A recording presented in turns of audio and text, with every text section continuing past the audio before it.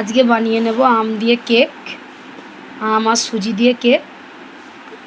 তাই কিভাবে বানাচ্ছি আপনারা আমার ভিডিওটা দেখতে থাকুন। ভিডিওটা দেখতে পাবেন কীরকমভাবে বানাচ্ছি, আর দেখে যদি ভালো লাগে আপনারাও বানিয়ে খাবেন আর ফলো দিয়ে রাখবেন। ইউটিউব দিয়ে দেখলে সাবস্ক্রাইব করে রাখবেন। আম তো শেষের পর্যায়ে পেকে গেছে আম, তাই পাকা আম দিয়ে আমি এরকমভাবে কেকটা বানিয়ে নিলাম। এই যে খুবই নরম একটা কেক, আর এরকম দেখতে হয়েছে। এবার খেয়ে দেখার পালা কীরকম হয়েছে, তাহলে ভিডিওটা দেখুন, দেখে বুঝতে পারবেন। আর যদি মন যায় আপনারাও বানিয়ে নেবেন। আমার ভিডিওটা ভালো লাগলে ফলো দিয়ে রাখবেন। কেক বানানোর জন্য আমি নিয়ে নিয়েছি সুজি আর নিয়ে নিয়েছি আম। এগুলো হচ্ছে পাকা আম, আমার গাছেরই আম এগুলো। এই পাকা আম দিয়ে আজকে কেক বানাবো। তার জন্য সুজিটাকে আগে আমি ভিজিয়ে নেব। একটা গামলা নিয়ে নিয়েছি।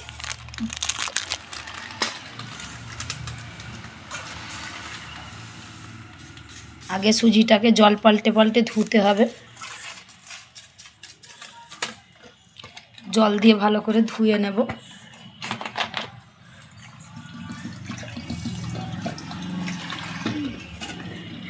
উপর দিয়ে জলটাকে আমি ফেলে দেব। সুজিটাকে আমি ভালো করে ভিজিয়ে নিয়েছি। এই যে আধা ঘন্টা ভিজিয়ে রেখে দেবো। একটা ঢাকনা দিয়ে কিছুক্ষণ রাখবো। এবার আমটাকে আমি ছিলে নেব।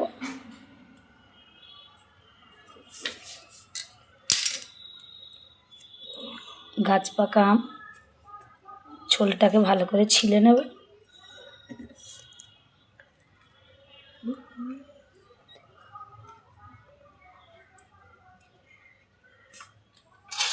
এবারে এরকম একটা আমি জালি নিয়েছি, হাত দিয়েও করতে পারেন। এই জালিটাকে দিয়ে ভালো করে আমটাকে হাত দিয়ে বার করব। হাত দিয়ে ছেনে ছেনে, তাইতে চোঁচটা আমার এই ছাঁকনির মাধ্যমে রয়ে যাবে আর কাতটা বেরিয়ে যাবে ভালো করে। এরকম করে আম দুটোর আমি কাত বার করে নেব।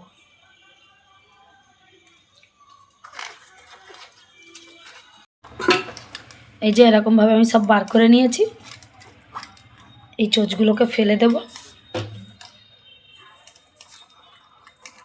আমি চিনি নিয়ে নিয়েছি কিছুটা। আমটা যেহেতু মিষ্টি আছে তাই অল্প মিষ্টিই দেবো। এটাকে আমি গুঁড়ো করে নেব। চিনিটাকে মিক্সারে দিয়ে চিনিটাকে আমি গুঁড়ো করে নেব। আধ ঘন্টা পরে আমি নিয়ে চলে এসেছি। সুজিটা খুব ভালো করে ভিজে গেছে। এই যে এবারে সুজিটাকে আমি একটু ফেটিয়ে নেব। হাত দিয়েও ফেটানো যায়। আমি একটা ব্লেন্ডার নিয়েছি, হাত ব্লেন্ডার। এটাকে দিয়ে আমি ভালো করে ফাটিয়ে নেব। সুজি ভিজিয়ে রেখে নরমই হয়ে গেছে, কিছুক্ষণ ফাটাবো আমি। এবার আমি সুজিটাতে ব্লেন্ডার করা চিনিগুলো দেব। গুঁড়ো চিনি একসঙ্গে দেবো না, অল্প অল্প করে দেব। দিয়ে আবারও কিছুক্ষণ ফাটাবো। চিনি আর সুজি একসঙ্গে ফাটিয়ে নিচ্ছি। আবারও একবার দিয়ে দেব চিনিটাকে। একসঙ্গে দিলে ডলা পাকিয়ে যাবে, তাই আমি অল্প অল্প করে দিয়ে মিক্স করে নিচ্ছি সুজির সঙ্গে।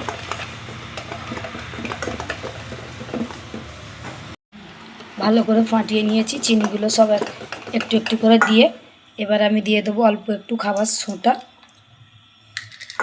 সোঁটাটাকে দিয়েও একটু নাড়াবো।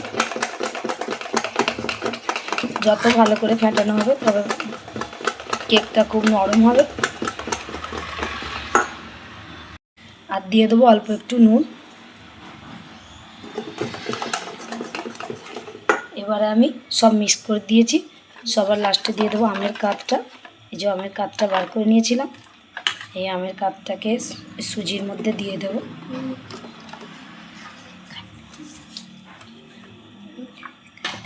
দিয়ে এবারে এগুলোকেও একটু ফাটিয়ে নেবো একসঙ্গে।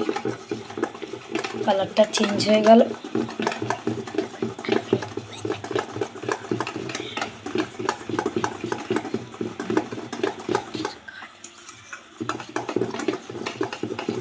এটাকে খুব ভালো করে আমি 10-15 মিনিটের মতো করে ফেটিয়ে নেব। এটা খুব ভালো করে ফেটিয়ে নিয়েছি। এই যে কালারটাও চেঞ্জ হয়ে গেছে। কিছুক্ষণ রেখে দেবো, আরও 10 মিনিট আমি ঢাকা দিয়ে রেখে দেবো, যাতে এটা আরও একটু গাঢ় হয় জমে। তাই ঢাকা দিয়ে 10-15 মিনিট তো রেখে দেবো। এবারে কেকটা বসাবার জন্য আমি একটা এরকম জায়গা নিয়ে নিয়েছি, তেল দিয়েছি। তেল দিয়ে এটাকে একটু ব্রাশ করে নেব।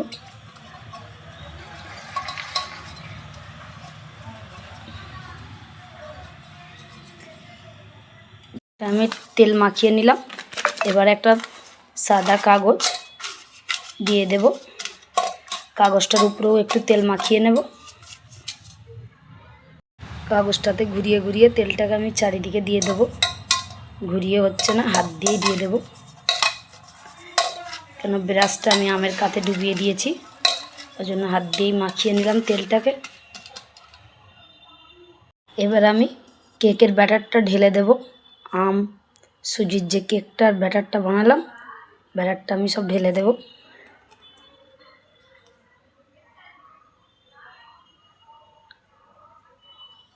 এবার আমি এটাকে একটু ঠেস করে নেব, ভিতরে যাতে না হাওয়া ঢোকে, ওই জন্য একটু টুকে টুকে ভালো করে সেট করে নিচ্ছি, যাতে হাওয়াটা বেরিয়ে যায়। হয়ে গেছে। এখন আমি 5 মিনিট রাখবো। এবার আমি একটা হাঁড়ি নিয়ে নিয়েছি, হাঁড়িতে দিয়ে দিয়েছি কিছু বালি, শুকনো বালি। বালিটাকে আমি চারিদিক দিয়ে এরকম একটা স্ট্যান্ড নিয়ে নেব, স্ট্যান্ডটাকে বসিয়ে দেবো বালির মাঝে। এটাকে গ্যাসে বসিয়ে দিয়েছি, এটাকে আমি হাই হিটে 5 মিনিট গরম করে নেব। এটা খুব ভালো করে গরম হয়ে গেছে। এবার আমি এই প্যানের উপরে কেকটাকে বসিয়ে দেব। খুব সাবধানে বসাতে হবে, কেন বালিটা খুব হাই হিটে গরম আছে। আস্তে আস্তে সাঁড়াশি দিয়ে ধরে আমি বসিয়ে দেব। দিয়ে এবারে ঢাকনাটাকে দিয়ে দেব। এই ঢাকনার উপরে ভারী একটা কিছু চাপিয়ে দেব। আমি একটা নোড়া নিলাম, নোড়াটাকে ঢাকা দিয়ে 40 মিনিটের মতো, এবার আর গ্যাসটাকে আস্তে দিয়ে দেবো, দিয়ে 40 মিনিটের মতো ভাপিয়ে নেব। ঢাকনাটাকে খুলে নিয়েছি। কেকটা হয়ে গেছে কি দেখার জন্য, তার জন্য আমি একটা কাঠি নেব, কাঠিতে এরকম করে ফুঁকিয়ে দেখব আর লেগে যাচ্ছে না, এবার তুলে নেব। এবারে কেকটাকে আমি ঢেলে নেব, তুলে নিয়েছি। এই যে ছুরিও লাগাচ্ছি, ছুরিতেও হচ্ছে না, উপর করে নেব থালাটাতে দিয়ে, এরকম করে দিয়ে আমি কেকটাকে ঢেলে নেব।